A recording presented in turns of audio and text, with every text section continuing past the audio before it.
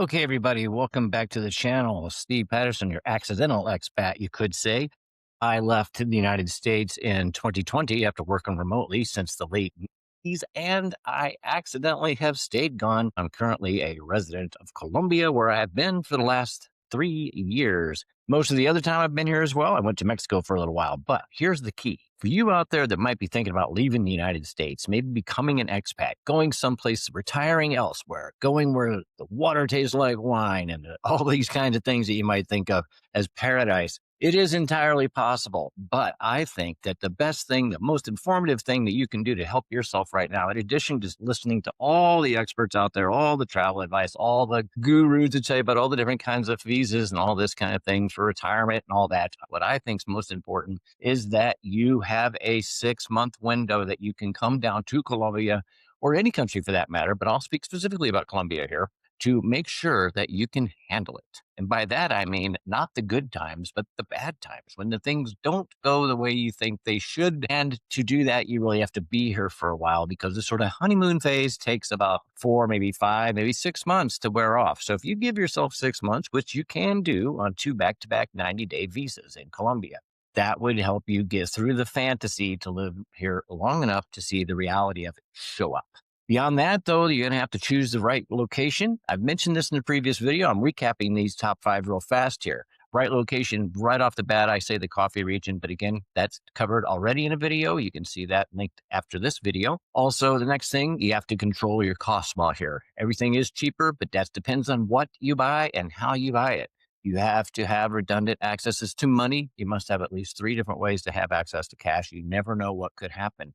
You also need to plan for daily life and not vacation life. Unless you plan to live for 6 months here, you can't end up partying and just having a vacation. Well, then that's one thing, but that's not going to give you a really good picture of what it's like to live here. So when that party does run out, what's it like to wake up the next day when you actually live in Colombia? So with that, all that out of the way, how about we do this? Let's switch gears to looking at you for a second instead of looking at Colombia. How about 5 reasons you shouldn't move to Colombia? Number 1, do you not do well with solitude? And by that, I don't mean loneliness or isolation. Isolation is when you've either done that to yourself or whatever's happened, or it's done to you, you could say. And loneliness is feeling like you want more people around, but they're just not there. I'm alone, loneliness. Solitude, the way that I talk about it, is the place where you can hear your own thoughts, regardless of what's going on around you in the world. That might be good, that might be bad, that might be what else, but it doesn't matter. You can hear your thoughts. That's where it's going to become important. And that's where that 6 months comes in, because you're going to have times when things go sideways, when maybe you don't have people around. Maybe you're having a hard time learning language, where you've said the wrong thing, or you feel like you've made a mistake, or you're second thinking.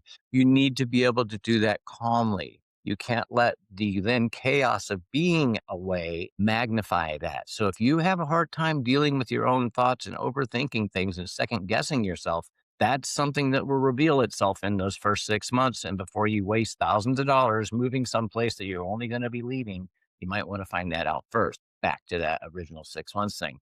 If you lack the flexibility, the resiliency, the humility to deal with things as they happen, if delays make you angry, if inefficiency feels like it's personal, like these people are making me wait because I blah, blah, blah, or things have to be right, or you're going to be miserable if they're not. Well, that's fine. You can be that way, but Colombia isn't. And that's going to eventually, again, potentially rub you wrong. And so back to the 6 months, these are things that will reveal themselves. But if you already find yourself not able to deal with this, like if there's a delay, if traffic pisses you off, for instance, I'm not saying traffic is going to be a thing here, but that kind of thing, if you let the outside world bother you that much, this is going to be an issue here. You got to be flexible. You got to be resilient. And you also have to have humility and say, hey, maybe I'm not so special. I'm just like everybody else. Why not wait in line? They are. Are you unwilling or unable to absorb the local culture?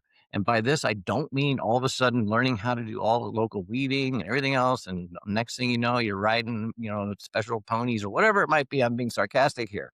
But you have to learn some basic Spanish. I do not speak much Spanish. I wish I did. It's a personal thing. I question that. Why? But it's the way that it is. But I do speak enough, and I speak it out in the world, can get my point across, and I go everywhere by myself and all these things like that. And I think another important thing to do is learn how to cook the local foods. And so you're not just ordering a arepa because it sounds nice to be able to finally learn to say it and they taste good, but you know how to actually do it at home. You know which kind to pick out of the 10 different kinds there might be at the store.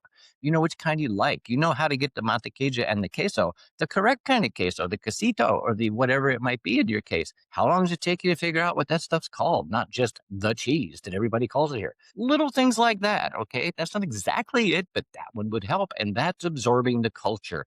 And that gets you involved in the routines. And we get to this whole part later, we'll talk about elsewhere about saving money. You want to learn how to live here for the cheap. You buy yourself your rape. Okay, I'll say this in English. You get the eggs, you get the butter, and you get the arepas, and you're now having that part of breakfast when you do the cost analysis on it for less than $1, bro. And that's something that I mean, it's not going to cost a lot eating out anywhere else, but you can make your own breakfast. You can have your own avocado. You can have all that stuff, a little bacon or whatever. You can have a full breakfast for such an incredibly cheap amount of money at home.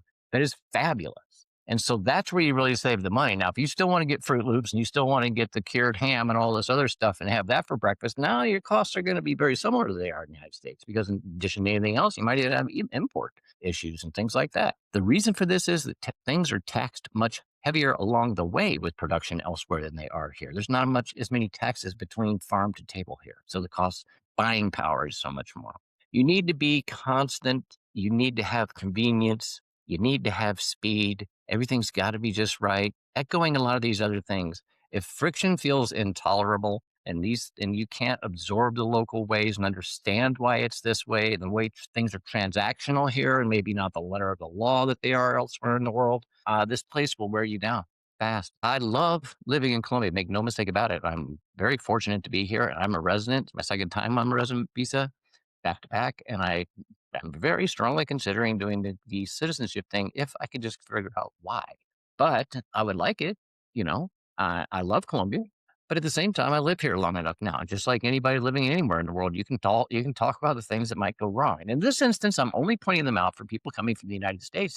This is a long way from the United States in a lot of ways. It's a wonderful place, and you can absolutely enjoy the hell out of it like I do.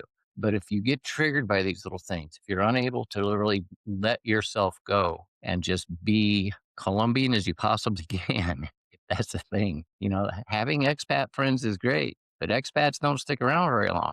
Be better maybe to make some local friends. Can you pull that off? You pull that off night and day. And the only way that happens is you got to absorb. You got to be able to get out there. Don't overthink it. You got to be well with the solitude if adversity hits. And lastly, folks, we have number 5. This is pretty obvious, and I think most people would have thought about this. But if you're trying to escape yourself, you're trying to get away from yourself, that isn't going to happen. If you think that a new country will fix dissatisfaction, boredom, or your lack of purpose that you're finding in your life there, just by going somewhere else, it isn't going to change it. It won't change just by you going to the grass that's always greener on the other side of the hill because you're going to get there too. What you do with that grass is what matters. And even if you get to the other side of the hill and it's a desolate plain, you can make a life there. It depends on what it is you want to do. The world cannot change you in a way that maybe you really want. Only you can do that. The world can certainly impact you, and you can blame the world for your problems, but you're the only one that can change that. And so if you're trying to escape you, then this is not going to work anywhere you go, let alone Colombia. Now, if you're looking to change the things around you, if you want to get away from the toxicity of the neighborhood, of the politics, or just the general stress or the overwhelm and the increasing prices in the United States, and you feel like you have no voice in this, that if you are a Republican or a Democrat or whatever, but you have to leave that at home.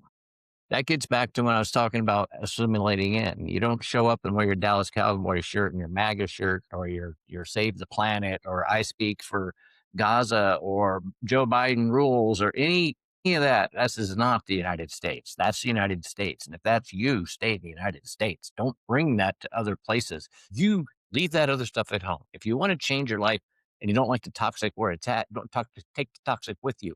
If you come to Colombia and have an open mind and try just a little bit on these other things, you can escape the toxicity of elsewhere, but bring the goodness that you want to find with you because here it can grow with ample opportunity. Be sure to like, comment, subscribe, all that. Comment, comment, comment. That's the part that I want to see. This costs you absolutely nothing. It's free, but if you can help out the channel by doing that, and plus that helps me understand more about what you might want to hear. It worked for me and I'm still here and I'm loving it.